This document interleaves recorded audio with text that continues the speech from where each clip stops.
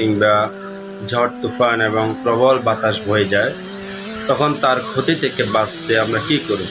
হাদিস শরীফের মধ্যে একটি দোয়া আছে, আমরা বসে বসে সে দোয়াটি করতে পারি।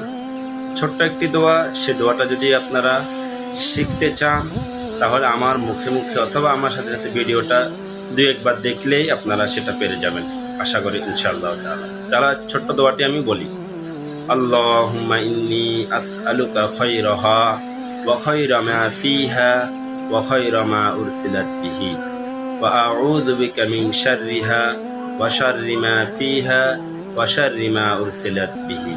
এই ছোট্ট একটি দোয়া বসে বসে পড়বেন, ইনশাআল্লাহ বাতাসের যে প্রবল বেগে বাতাস যাচ্ছে তার ক্ষতি থেকে আল্লাহ তাআলা আমাদেরকে মুক্তি দিবেন এবং তার বাতাসের মধ্যে যে মঙ্গল রয়েছে, কল্যাণ রয়েছে, সেটা আমরা পাবো ইনশাআল্লাহ।